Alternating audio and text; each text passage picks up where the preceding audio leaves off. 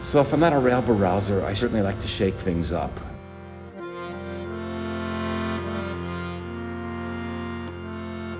You can't talk about Rabbi Zemmel without the classic. If it's not broken, break it.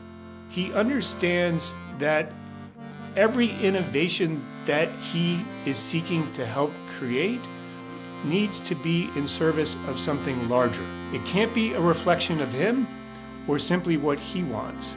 It needs to be in service of supporting, uplifting, animating other people's lives and their lives as American Jews. At Temple Micah, we like to think of ourselves as a laboratory for innovation.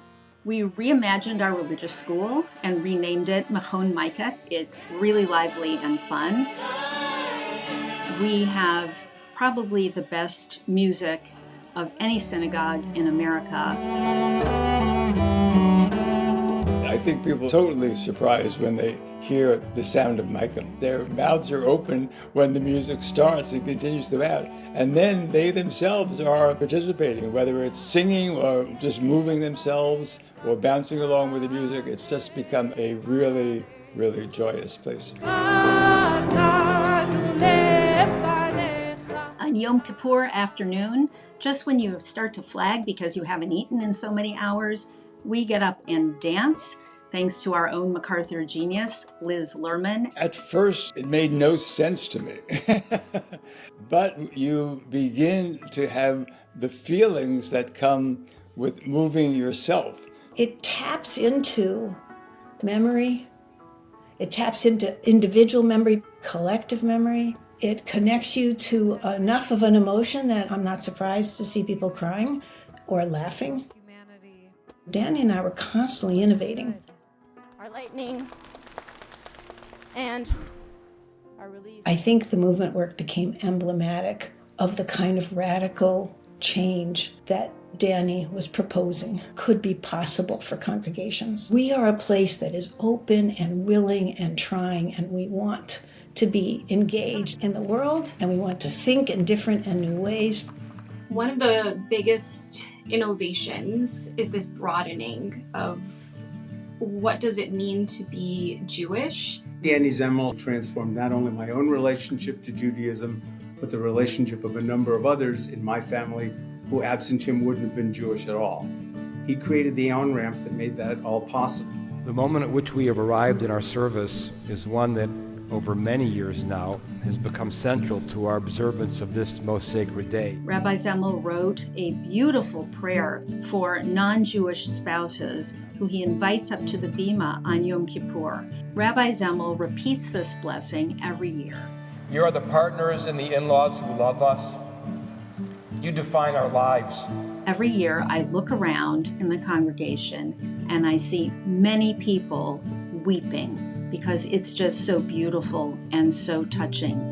For me, made me feel like Micah was a place that welcomed me, that even though this was not my tradition, that there was room for me to be part of this community.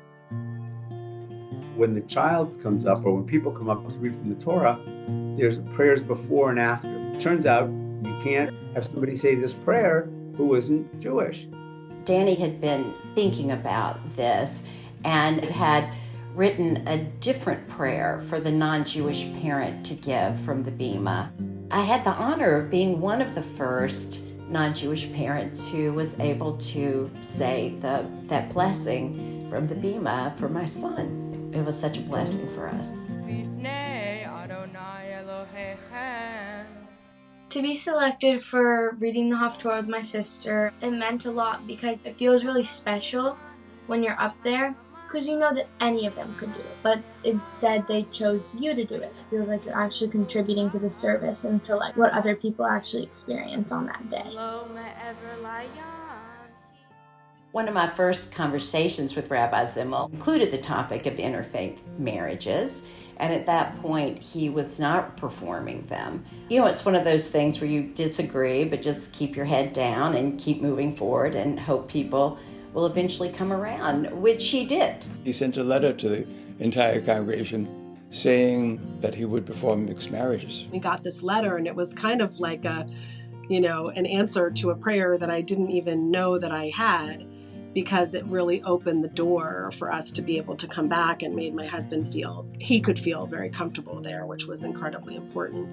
The Storefront Project was also quite innovative. This incredible work that sort of said, we're here not just to serve the members of our congregation, but we're here to serve all Jews. And how do we move beyond the walls of the congregation and literally have pop-ups in storefronts throughout neighborhoods where there are Jews, but that are not traditionally Jewish neighborhoods. So I think one of the beauties of what Rabbi Zemel has taught is that it's the why of our existence is not about the buildings that we build, but it's about the mission we're here to serve. And he always had a very expansive and innovative view of what our mission is. Danny's willingness to innovate in these kinds of ways, to make a broader tent, to open the doors and windows to let people participate in Jewish life, allowed me to really be a part of that community. And as a result, a couple of years ago, I decided to convert.